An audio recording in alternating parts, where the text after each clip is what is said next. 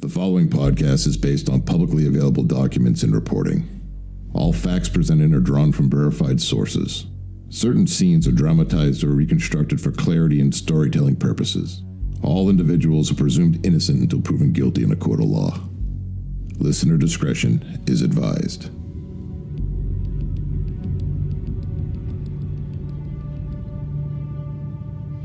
Blood and Soil, Episode 3, The Money. How extremism funds itself, then and now.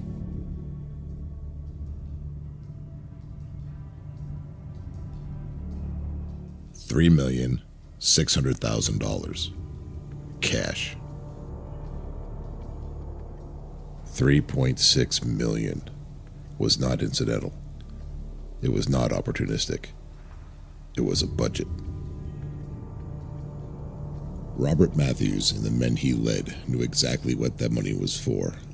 It was for weapons, safe houses, salaries for full-time revolutionaries, and funding for white nationalist organizations across the country that didn't have the stomach to rob armored cars themselves. This episode is about that money, where it came from, where it went, and what it became. Because the $3.6 million from Ukiah, California in 1984 is not ancient history. It is the first chapter of a financial story that is still being written. Today, the movement grew from the robbery funds itself through donor-advised funds at Fidelity and Vanguard, through a crowdfunding platform that raised $6 million for extremist causes in 6 years, through privacy coins that leave no transaction record. The men who robbed the truck went to prison. The money went to work. Robert Mathews did not stumble into terrorism. He planned it. Mathews had spent years in the orbit of William Luther Pierce, author of the Turner Diaries, the novel that depicted a white nationalist revolution financed by robbery and counterfeiting. He had studied what Pierce wrote. He had taken it as a blueprint. In September 1983, Mathews founded The Order, also called the Silent Brotherhood, on his farm in Medellin Falls, Washington. 9 men, a sworn oath. Their stated mission? Raise enough money to fund a race war. Their first attempt was a pornography store in Spokane. It netted them $369. They quickly understood that petty robbery was not a funding model. They needed to scale. They turned to counterfeiting. They ran a printing operation out of Richard Butler's Aaron Nation's compound in Hayden Lake, Idaho. The bills were poor quality. Bruce Pierce was arrested passing counterfeit 50s in December 1983. Tom Martinez was arrested passing counterfeit 10s the following June. But Mathews had learned something from the counterfeiting failures. The risk wasn't the operation. The risk was the paper trail. Any transaction, any bill passed, any account opened was a thread the FBI could pull. He needed money that moved in cash, in bulk, with no trail. He needed armored trucks. Between December 1983 and July 1984, the Order committed a series of armed car and bank robberies. A Brinks employee, who was a white supremacist sympathizer, provided inside information on routes and schedules. The total haul across all operations? Over $4 million. The crown jewel came on July 19, 1984. Highway 101, north of Ukiah, California. 7 men. A divisionary firebomb detonated at a Seattle movie theater the night before to occupy police. $3,600,000. Cash. A Brinks armored truck on Highway 101, north of Ukiah, California. 7 men, middle of the afternoon. It was a record. The largest armed car robbery in American history at that point. It stood for years. One of the men left a handgun at the scene. The FBI traced it within weeks. That gun, along with Thomas Martinez, is why most of the men in that field ended up in federal custody. But before any of that, the money moved. Mathews had a specific distribution plan. Court records from the 1985 racketeering trial. United States v. Barnhill et al., Western District of Washington, and a testimony from the 1987 Fort Smith sedition trial documented where portions of the money went. Pierce's National Alliance received funds. Aryan nations received funds. The White Patriot Party in North Carolina received funds. Individual members received living expenses, safe houses, and weapons. The distribution was not incidental. It was the point. The order existed to finance a network. The robbery was a funding mechanism. The network was the goal. Mathews understood something most ideologists never do. Ideas don't move without logistics. Logistics don't move without money. A significant portion of the $3.6 million was never recovered. It had already moved into organizations that would outlive the order by decades. The men who stole the money went to prison. The money kept working. The FBI operation that brought down the order was called Clean Sweep. By April 1985, 23 members had been indicted. 10 went to trial. All 10 were convicted on RICO charges. Their sentences ranged from 40 to 100 years. The movement looked at what happened to the order and drew a conclusion. Not that the violence was wrong, that the funding model was wrong. Armed robbery had raised $4 million. It had also produced a paper trail that the FBI followed directly to every member of the organization. A gun left at a scene, a counterfeit bill passed at a liquor store, an informant with a family he wasn't willing to destroy. Every physical transaction left evidence. Every piece of evidence was a thread. Every thread led somewhere. The lesson the movement took from 1984 and 1985 was this. The next funding model had to be legal, or at least deniable, or at a minimum, invisible. It would take 2 decades to fully build that model, but William Luther Pierce, the man whose novel had inspired the order in the first place, had already started it. William Luther Pierce ran the National Alliance from a 346-acre compound in rural West Virginia. He had built it into the largest neo-Nazi organization in the United States, and he had done it primarily through publishing. Pierce understood what Mathews never lived long enough to apply. You don't need to rob armored trucks if you can sell the ideology. The National Alliance ran a book operation, distributing the Turner Diaries and other white nationalist material by mail.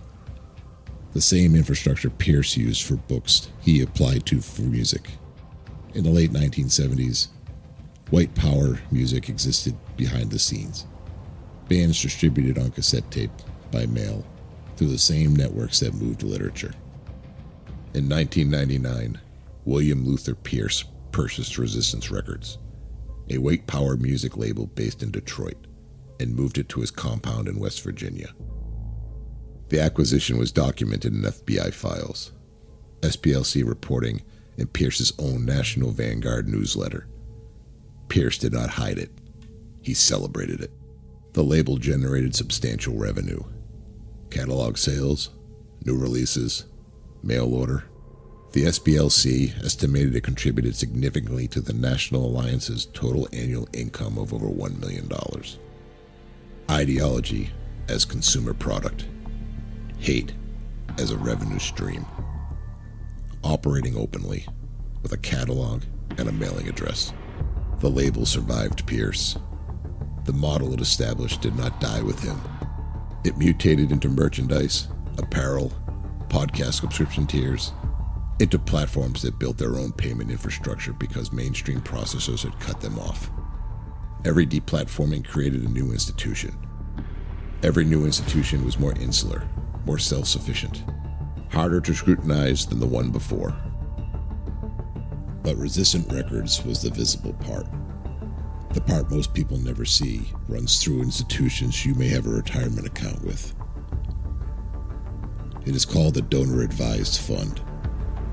Here's how it works. A wealthy individual opens an account with a fund sponsor. They deposit money, cash, stock, business shares, and receive a tax reduction immediately. Then, at a time of their choosing, they direct the fund to distribute that money to nonprofit organizations of their choice. Their name never appears on the receiving organization's tax filing. A law professor at Catholic University of America described it plainly in published reporting. A DAF allows a donor to launder their identity through the fund.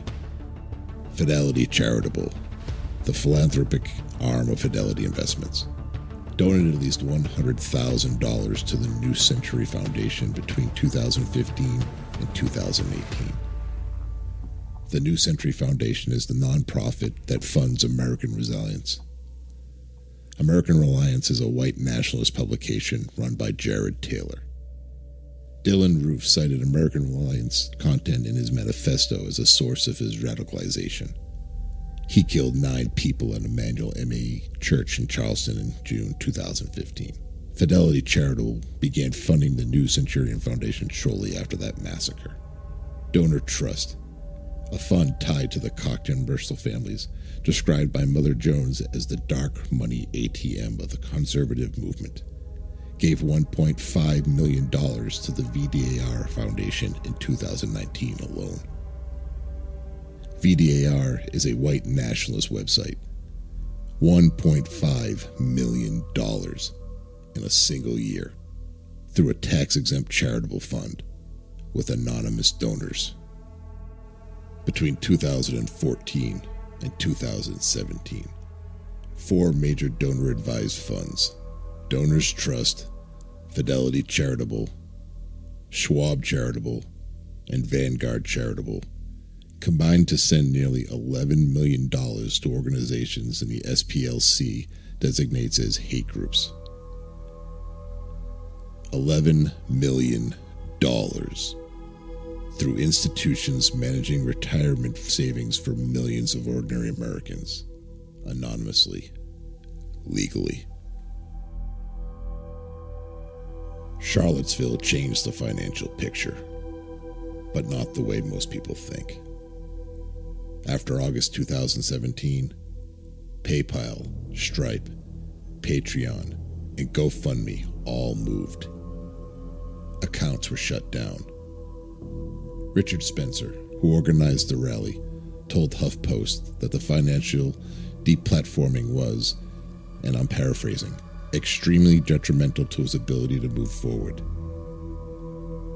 The intent was to make extremists financially impossible. What actually happened? The movement found new platforms. And those new platforms were better for the movement than the old ones had been.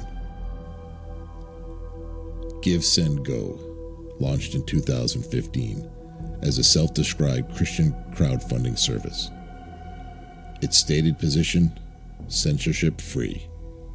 That positioning attracted exactly the clients mainstream platforms had just expelled. Between 2016 and 2022, extremists raised over $6.2 million across 324 crowdfunding campaigns. That figure comes from research by the ADL Center for Extremism. 86% of it, $5.4 million, came through a single platform, Give, Send, Go. The money funded travel to events, propaganda printing and distribution, equipment, uniforms, shields, helmets, and legal defense.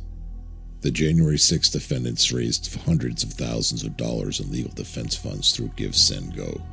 Some of the men who stormed the Capitol were making money from it in real time, streaming it live on gaming platforms while followers sent donations. One streamer received nearly $44,000 in donations during November and December 2020 alone, while streaming Stop the Steal events. The deplatforming had not stopped the money. It had concentrated it into a single platform with lax moderation, a Christian brand, and a business model that profited from not asking questions. After Charlottesville, the financial system moved.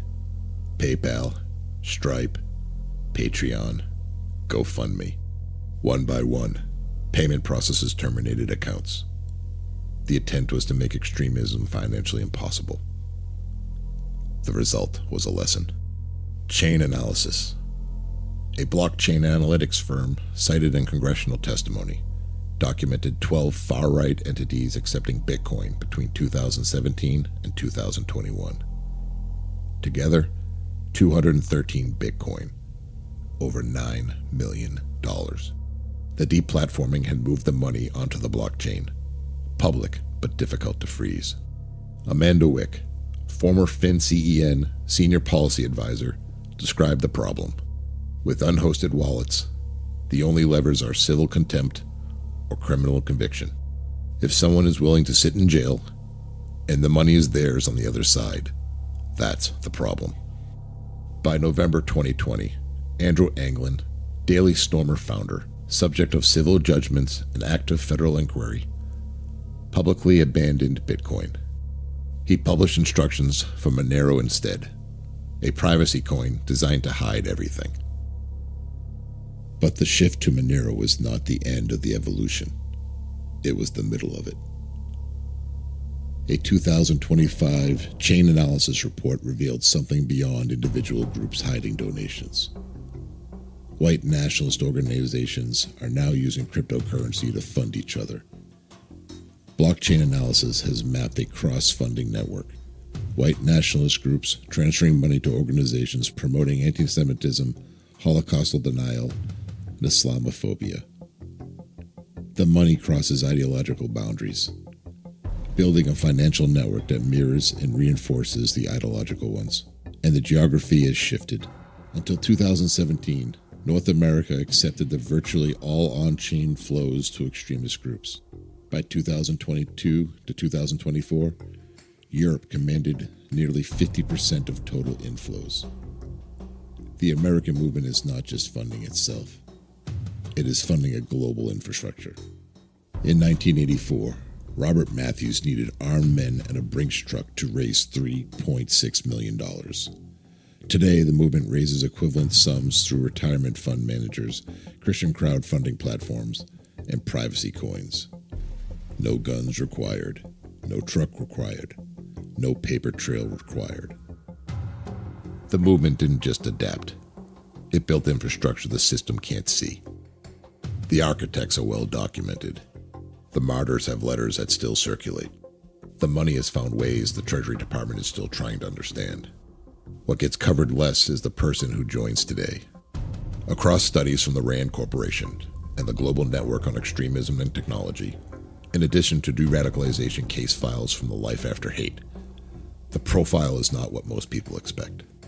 Not uniformly poor, not uniformly uneducated, not identifiable in advance by the categories the system uses to look. What the research does find, consistently, a grievance, real or perceived, a period of social isolation, and a community that offered belonging before it offered ideology. That is the same sequence Tom Martinez described in 1984. Belonging first, ideology second. Violence, if it comes last. The system is built to detect violence. It is not built to interpret the belonging.